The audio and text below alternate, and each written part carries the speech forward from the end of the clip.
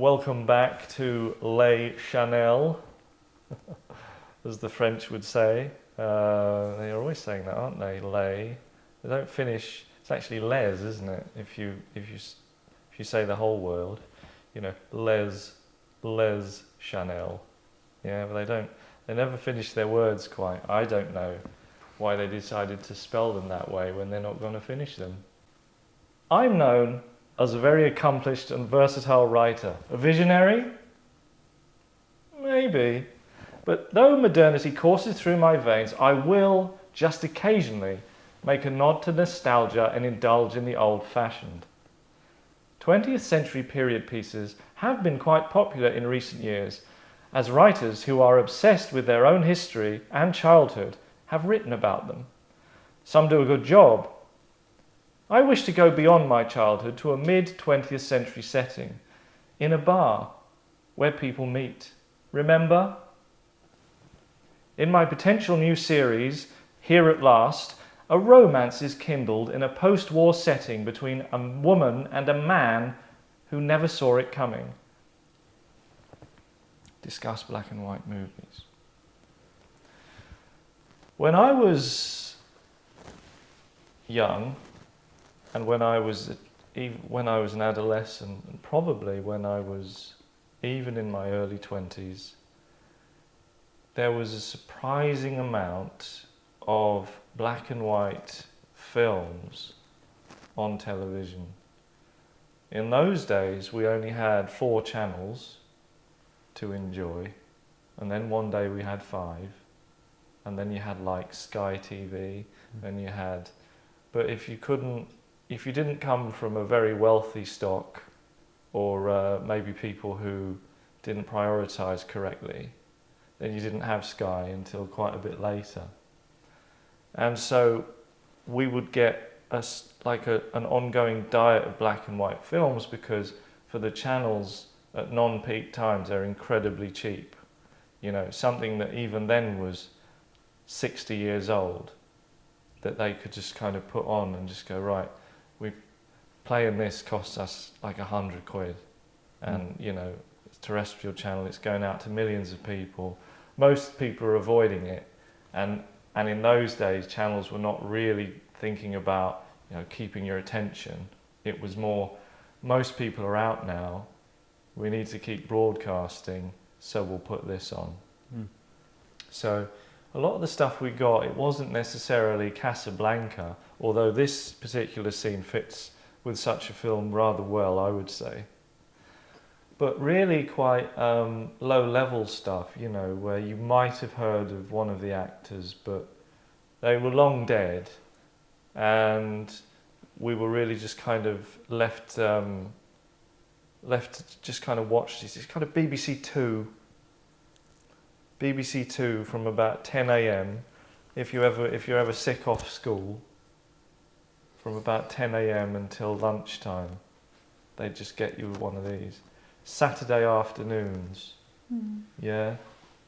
Sunday afternoons, they had Bonanza. Do you remember Bonanza? No.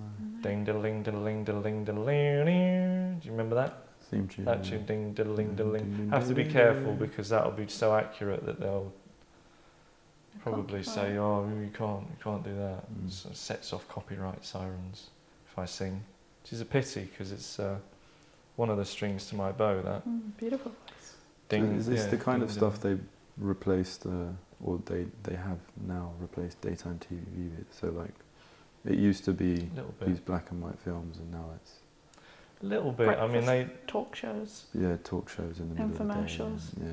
Daytime TV was on then, but it was briefer, so they'd only do that for an hour, whereas now they do it for like 3 or 4 hours. So yeah, in the gaps they just go, oh, we'll put on this Judy Garland, yeah, but after The Wizard of Oz, you know, and before like things got really bad for her. Yeah. Poor Judy. Yeah, I know. So just random black and white movies that no one's seen. Yeah, well, no one can remember, and they can't get away with it now, and that's the problem. And it was so good for them because they paid sort of no money for it, but they can't they can't do it now because all the people who like those films are dead. Okay, apart from like very niche people who are right obsessed with the past. But they can just watch them on YouTube anyway, can't they? So. Well, are they allowed to? Can they? Yeah, you can get black and white films on YouTube, definitely. It's probably, mind you, they have this thing. I think if the director's been dead for more than 70 years, then you can do what you want with it. Yeah. I don't remember the exact thing. It's probably not that old for the direct, because he would have had to have. I'm saying he. I don't mean to be sexist, but this is the 1940s. Yeah, there's no women directors, so he would have to die like pretty soon after making the film. I mean, people didn't live very long back then, did they? Then, well, wars and things, you know. Yeah. That brought it down, particularly if you got bombed, and I mean, you could get bombed at any age in a war. Yeah. And then that would bring the average down. If they only bombed old people, if they only bombed old people in a war, then as far as life expectancy goes, it would be almost as if it didn't happen. Yeah. But so I was brought up, I suppose. I wouldn't say I was brought up watching black and white films. That would be a lie. The truth would be, I was brought up avoiding black and white films. But we had so few options that you would either play outside. Sometimes it was raining though, you know, inevitably. Or you would change channel. And what was on the other side was not necessarily better. Usually it was, but not necessarily. Okay? So let's look at what I've written, because I think could be super special. So what we have, Roger Black, not the 400 metre runner, Olympic silver medalist, is at a table in a fashionable speakeasy, because they had the speakeasies. Expecting time alone, his cantankerousness sparks an engagement with Belinda Cartlethorne, a socialite who has a low regard for men in speakeasies. She probably shouldn't go, should she? I mean, but we won't. That's just a plot foible. Oh, I'll use that word again in a second. Roger is being attended to by a young waitress who knows his foibles well, to be performed in mid-Atlantic accents. Okay, so I'm giving you direction there. It would have been interesting, I suppose, to see what you'd have done, but we did that last time, didn't we? So this time, mid-Atlantic accents, so you know what I mean? Kind of a New England, kind of a haughty American accent. Muhwana-hwah-hwah. Muhwana-hwah. Yeah, can you do that? Muhwana-hwah. Muhwana-hwah. So that's the kind of noise you'd be making if you were an extra. And it fits in, hey, muhwana-hwah-hwah. Yeah, okay. That's kind of how they talk. And you have to kind of really get into that feel and that kind of character. This is really kind of punchy stuff. So kind of having a kind of, hey, we're having the kind of conversation that you imagine that you'll have when you're a grown-up, but it never really happens because you never meet anyone that quick. So you find, I mean, if you're a bright person, you find that you start these things and then just like nothing comes back. It slowly wears you down, and you sort of almost lose your own sharpness. So we have Stacey, who's our lovely waitress, and also kind of well-to-do, because they wouldn't have, I mean, in these films, even the American style at least, everybody was kind of well-spoken. And if you worked in a speakeasy, you were doing as well as someone who didn't work there, you know. Doesn't necessarily make a great deal of sense, but you still see these odd things today, where if you go into posh restaurants, you feel like the waiter is posher than you are, you know, and you go, oh, how does that work? Because I'm a customer. But it still happens. So it's even bigger then, right? So Stacey's cool. She's not as she's a bit probably a bit younger than the other two. So we can put that in. So Stacey's 21. Okay, just old enough to be in a speakeasy because it's America, remember?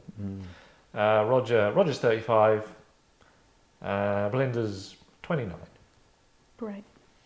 So, who wants to be Stacey? I don't mind. Yeah, I don't mind either. Okay. Do you want to be Roger? I'll give Roger a go, I yeah. think that would be good. Yeah. Right. Okay, well, we'll tell you what. You be Stacey now, and you be Belinda, Okay. and maybe we'll swap. And then Okay. you can Yeah. not mind about both. I will do the in-between bits, because there is a pianist, but he's quite distant, and we have Okay. to imagine him a Mm. little Because bit. then there'll be copyright issues, won't there, with your beautiful voice? I'd have to write my own music, Yeah. which is possible. I can do that. So Get your piano out.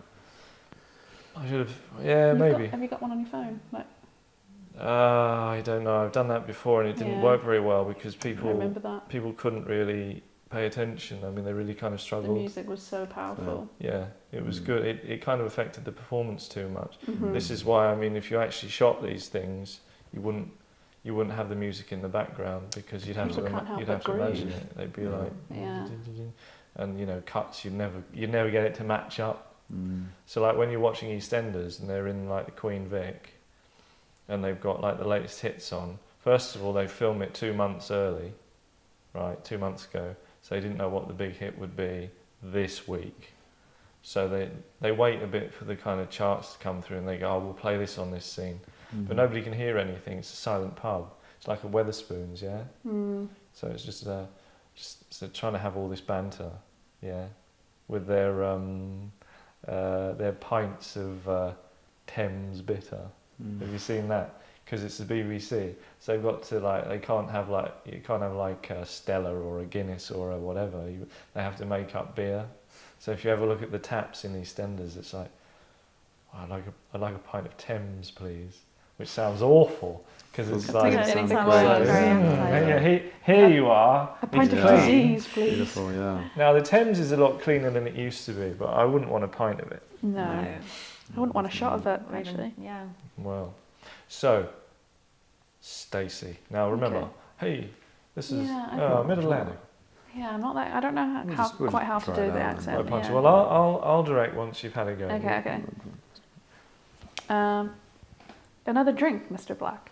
Well, certainly, Stacey, but tell that pianist to come up with something faster, won't you? I haven't come here to die. Certainly, Mr. Black. Same again? No, make it a south side. It's too late to start work now. Of course. Stacey, the waitress, leaves, passing the pianist on her way. As she speaks to him, Roger gestures to the pianist to speed things up a bit, rising a touch from his chair, causing it to come out slightly as Belinda Cartlethorne tries to pass behind him. I'm sorry, do you own the joint? I beg your pardon? You can have it if you'll answer why a man alone needs a table with 3 spare chairs and must still spread out further to where people are trying to walk. Did you come for a fight, madam? I usually take a drink first. Very few spare seats. Won't you join me? Where will your other guests sit? I'm not deliberately hogging chairs. I sat down before the rush. Very well. Belinda takes the furthest seat from Roger. What is with this ridiculous pace of music? It's like a Donnybrook in here. Oh, yes. Awful, isn't it? Stacey, the waitress, arrives with Roger's drink. I told the pianist to cheer up a bit, Mr. Black, as you requested. Thank you. Stacey? Belinda smiles. Can I get you a drink, miss? Is that a South Side? I haven't had one of those in years. Another south side, Stacey. I didn't say I wanted one. Make that 2, Stacey. I'll need another soon, I'm sure. Of course, Mr. Black. You drink here often? Whenever I'm not eating. I mean, the waitress knows your name. The pianist is sent into a frenzy at your call, your monopoly on chairs. You've got me all worked out. It's true, I'm a lonely furniture magnate with an appreciation for fast music. They can't keep me away.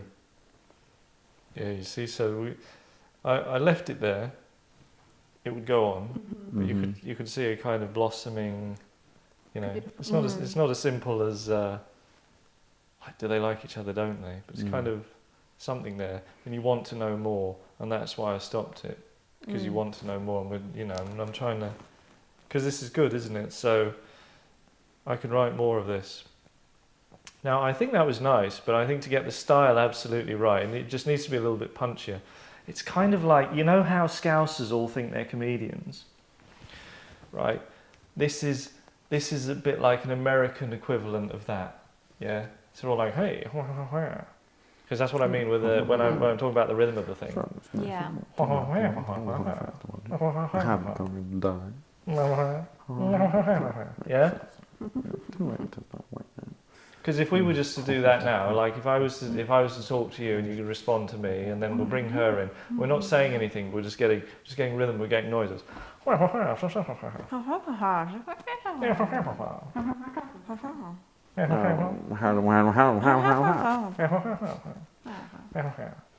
so that's the vibe, and that's with 4 people. So that's much tougher. Okay. Yeah. This is mostly 2 people with 1 interjecting. So, it's a sort of, certainly Stacey, yeah. Well, tell that pianist to come up with something faster. So that's kind of how something faster. Yeah? Well, I haven't come here to die. You can imagine like Bob Hope.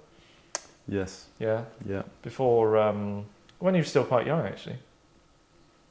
Like before all the stand-up and the golf clubs and things.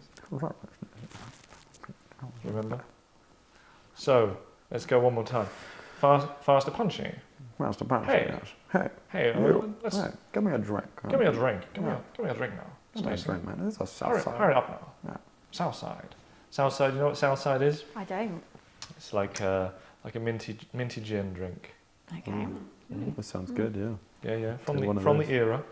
Nice. Is that a South side? Is that a South side? Yeah. There's no end to it. It's all fun. It's all fun. Okay, definitely. Right. 1, 2, 3. Okay. Another drink, Mr. Black? Oh, well, certainly, Stacey. But tell that pianist to come up with something faster, won't you? I haven't come here to die. Certainly, Mr. Black. The same again? No. Make it a south side. It's too late to start work now. Of course. Stacey, the waitress, leaves, passing the pianist on her way. As she speaks to him, Roger gestures to the pianist to speed things up a bit, rising a touch from his chair, causing it to come out slightly as Bologna Carplethorne tries to pass behind him. I'm sorry, do you own this joint? I beg your pardon? You can have it if you'll answer why a man alone needs a table with 3 spare chairs and must still spread out further to where people are trying to walk. Did you come for a fight, madam? I usually take a drink first. Very few spare seats. Well, won't you join me? Where will your other guests sit? I'm not deliberately hogging chairs. I sat down before the rush. Very well. Belinda takes the furthest seat from Roger. What is with this ridiculous pace of music? Sounds like a Donnybrook in here. Oh, yes, awful, isn't it? Stacey, the waitress, arrives with Roger's drink. I told the pianist to cheer up a bit, Mr. Black, as you requested. Thank you, Stacey. Can I get you a drink, miss? Is that a south side? Roger nods. I haven't had one of those in years. Another south side, Stacey. I didn't say I wanted one. Make that 2, Stacey. I'll need another soon, I'm sure. Of course, Mr. Black. You drink here often? Whenever I'm not eating. I mean, the waitress knows your name. The pianist is sent into a frenzy at your call. Your monopoly on chairs. Oh, you've got me all worked out. It's true. I'm a lonely furniture magnet with an appreciation for fast music. They can't keep me away. Yeah. See how quickly I've improved you there? That was That was really good, wasn't it? Yeah. So, Much you're like gonna- the pianist, we needed to be faster. Exactly. Yeah. Exactly. It's almost like So there's a The clue in direction was in the text, story. Yeah. Wow. because Yeah. the music would be, hey, Stacey, change this a bit. It's a bit low going on in here, and then, yeah. So, do you want to do this swap? Speak now or? No, I'm quite happy. I thought that sounded great. Yeah. Yeah, she's got wild confidence. She's probably holding. She's probably got like a cigarette, because everybody smoked. The long Yeah. one. Cigarette holder. Yeah, cigarette holder, yeah. Oh, really? Is that what Gloves. you think? Yeah. Yeah. Is that what you think? Yeah. Like Marlene Dietrich. Yeah, she's got that. Is that what you think? I don't even think that's a line, but that's. You just imagine her saying, "Is that what you think?" Yeah. So I enjoyed that. I mean, Very well written. Extremely thank well you, written, yeah. thank you. I mean, and there's so much more of this. I mean, this didn't even take me very long. I mean, most writers, that would be a month's work. And they were going, oh, have I got it right there? This did not take me long at all. I more or less think it and type it. You wouldn't know because it's really tight. You can have it if you'll answer why a man alone needs a table with 3 spare chairs and must still spread out further to where people are trying to walk. You know, that's the longest line on there. And even that's, punchy. I'm not deliberately hugging chairs. I sat down before the rush. He defends himself very, very well. Yeah. It's like a friendly boxing match. It is. It's exactly like boxing. It's sparring. Shall we? We won't do it all. But I think because it went such a, as Neil Armstrong said, one small step for man, one giant leap for mankind. We got a giant leap from first go to second go. Mm-hmm. If we did that again, if we did half that leap again, think of it. Think how good you'd feel. So if we go from, we'll go from checks his wristwatch. No, make it a south side. Yeah. And I was adding a bit myself because I was doing the narration in a certain style. Yeah. So we'll go from you checking your wristwatch. Yeah. And action. No, make it a south side. It's too late to start work now. Of course. Stacy the waitress leaves, passing the pianist on her way. As she speaks to him, Roger gestures to the pianist to speed things up a bit, rising a touch from his chair, causing it to come out slightly as Belinda Cartlethorne tries to pass behind him. I'm sorry, do you own this joint? I beg your pardon. You can have it if you'll answer why a man needs a table with 3 spare chairs and must still spread out further to where people are trying to walk. Did you come for a fight, madam? I usually take a drink first.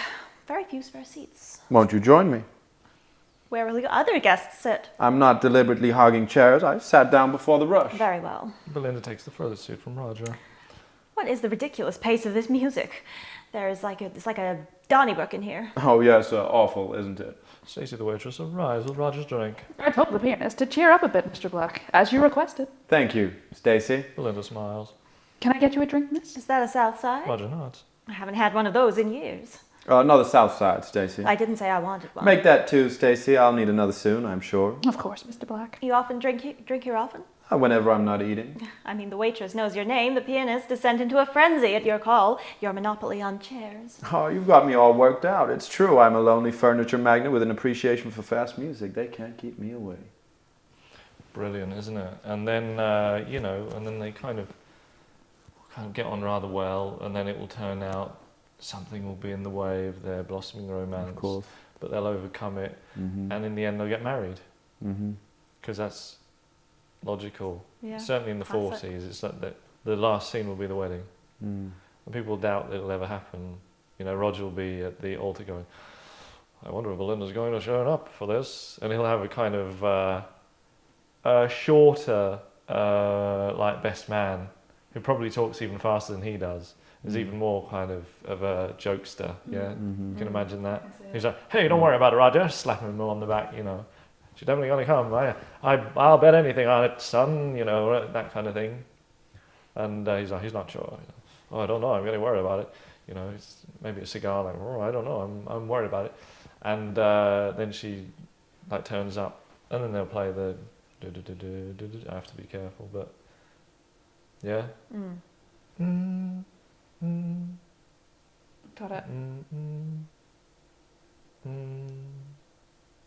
They won't be able to get that, it's too spread out. And I kiss the bride. That's pretty much how it goes. But it's be a nice thing. Very popular. Very popular, that kind of thing, until, colour. Would look good visually as well, I think. The sharp suits, sharp dresses, and lots of cigarette smoke. Lots. Yeah. Be absolutely. That's probably going to be the thing that would make this read the hardest, actually, because you'd have people bursting into coughs. You couldn't, to get through a scene of that pace, kind of a 2-minute da da da da da da da da with nobody coughing, You probably take probably take the first time. And no puffs. Yeah, It would just be, have to, yeah. Yeah. But even wafting, you know, you might it might catch in your throat. It's true. Oh. Yeah. Good though. Good. Very though. good. Great. Yeah. Okay, so that's just, you know, an example of range. Here at last, yeah, this is where two people meet who kind of special characters who didn't know that they were going to meet, kind of maybe given up on love, but it can be just the push of a chair away, you know.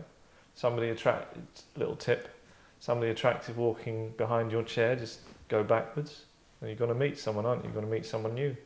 And they might be as punchy and exciting to meet as Belinda was there. And then you have a real romance.